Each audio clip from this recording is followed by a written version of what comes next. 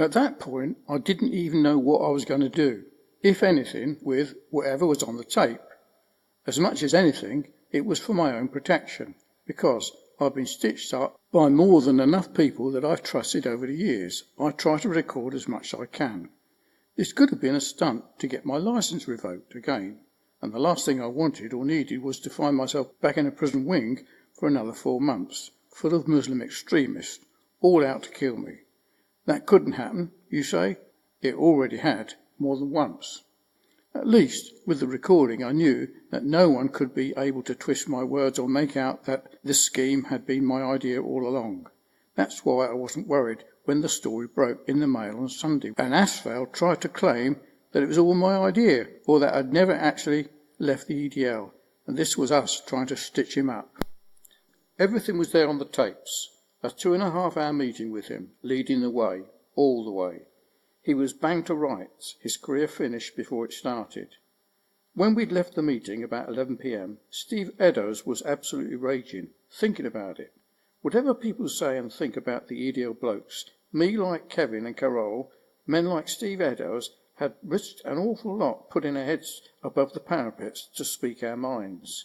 It's not been fun living under the death threat, under a bunch of death threats. Al-Shabaab have said it's every Muslim's duty to kill me in the name of Allah. You don't think there aren't a few who would like to take that as a direct order? Most people have probably read in their newspapers about Twitter trolls being arrested and prosecuted for abusing celebrities or politicians.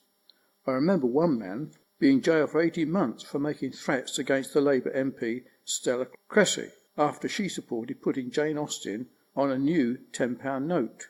Would he ever have carried out that death threat or tried? Who knows, but probably not.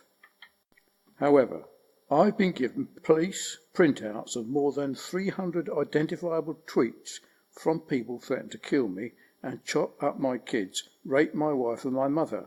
I've even looked them up, found out who they are and done the job for the police. And guess how much action has been taken? That's right, sweet FA, not once. Yet when a Nazi fanatic tweeted that he was going to rape my mum, find my address and kill me, and I told him I'd be outside the probation office the next morning if he was that desperate, I was found in breach of my licence conditions. Apparently, I was openly inciting violence and threw me back in jail for a month.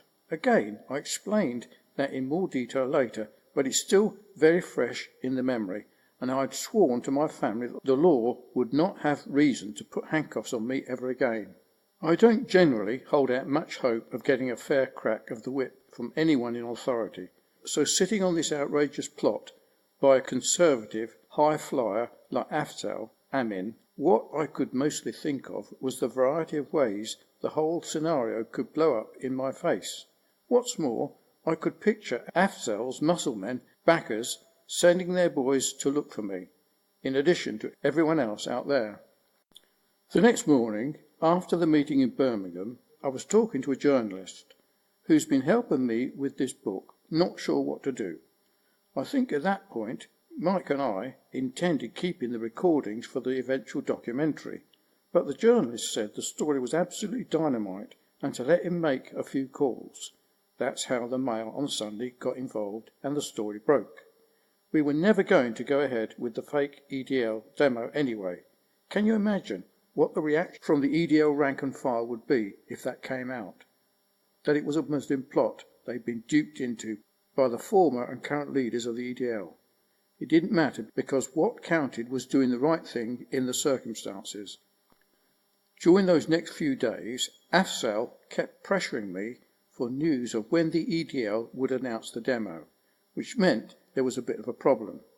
This was going off on Tuesday and Wednesday, while the Mail couldn't break cover until Saturday in order to keep their story exclusive. Afzal and I spoke on the phone, which I also recorded, but he was very careful not to mention the money he'd paid me and the EDL, saying he'd rather talk about these things face to face. I went down to meet him at the Pizza Express on Abbey Road near the Oval Cricket Ground in London on the Thursday afternoon, all wired up again, and he came right out with it. I didn't look like Nelly the Elephant with the recording gear this time. I just put the body camera battery pack in my pocket. I didn't know why we didn't think of that the first time, probably all too caught up in the James Bond stuff. After that meeting, Afzal explained that the Tories couldn't be seen paying EDL members, but he wanted a couple of them working on the patch with him, canvassing on his behalf. He said he'd pay me $2,000 a day for my help, and that the EDL boys would get £250 a week each. He said that he knew that it was a breach of election law, but his backer would give me the money to pass on to them.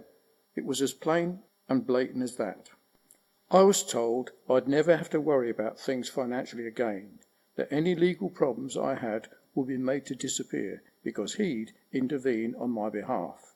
He obviously believed his own bullshit because Nahum was already talking about him like he was a lifelong get-out-of-jail-free card.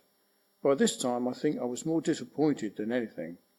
Here was a supposedly intelligent man, someone who was on first-name terms with the Prime Minister, who could even imagine himself in the most powerful position in the land, and he was talking completely and utter rubbish. A senior Tory Muslim championing the EDL in Westminster? He wouldn't last 5 minutes either with the establishment or with the British Muslims. He'd get more death threats than me. But of course it would never work out like that. It was never going to work out like that, but this man was so stupid as to believe that everyone was as readily for sale, as corrupt as he obviously was. Except we weren't, neither for sale nor corrupt, and his dream was going to turn into a nightmare very shortly because I had Afzal Amin banged to rights. For once, probably the first time in the public eye, Tommy Robinson was a good guy. It's a nice feeling, but I'm not taking it for granted just yet. The Mail on Sunday got their teeth into the story, and the two reporters on it, Nick Craven and Ben Ellery, went to work digging into Afzal's background for the follow-up story. It turned out that when he was younger, he was credited with authoring a radical Islamic pamphlet under the name of Raja Afzal Ramaz Amin al-Qurashi. Among a slew of extremist views, he appeared to call for Indian restaurants to be burned. And this was someone who insulted the staff in a curry restaurant for saying, "I'm not a Paki, am I?" as he had that night in Birmingham. The pamphlet called for the Mujahideen to form enclaves across the country from which they could wage jihad against the kuffar. Does the state do any homework on these people? When the Mail on Sunday ran that follow-up story, Afzal claimed that his work had been tampered with and the extreme views he had inserted in the pamphlet without his knowledge. I'm not sure I'd believe him anyway, but he didn't dispute the membership of the group. Clearly, Afzal Amin reinvented himself after that, and he seems to have been given plenty of leg up the greasy pole of the good old British establishment, and until me and Steve Edders went into that restaurant and called his bluff, the entire British political establishment was only too happy to swallow, hook, line and sinker, this completely fabricated front. They always do, mugs. In a matter of days, lots of Afzal's old pals were turning on him, revealing he'd been kicked out of a group of Muslim friends for his radical views. Meanwhile, the chairwoman of Dudley North Conservative Party, Anne Millward, was quick to criticise him for spending more time abroad in Dubai and Somalia than canvassing in Dudley. I still wonder what Afzal was doing in those places and how he managed to pay for it. Both of his children went to Eton. He swanned about in big motors, but I couldn't fathom where all the money came from. I can guess, though. Miss Millward came out and blasted Tory Central Office for not vetting him sufficiently, as if it was none of their fault in the Dudley North constituency. Not that you'd expect anyone to take responsibility for that, because these people never do. Just think, this bloke could have been sitting around the cabinet table as you read this. Would he have been represented dodgy Muslim businessmen, Middle East terrorists, or just chancing it for his own ends and means? Or was his agenda to bring the English Defence League to the high table of mainstream British politics? I know what I think, and I reckon you do too. Still, who could have imagined this ordinary Luton lad in a situation where he could bring down the corrupt Muslim politician who had mighty ambitions to hold the highest office in the United Kingdom, Lord Lennon of Luton? It has a ring to it, don't you think?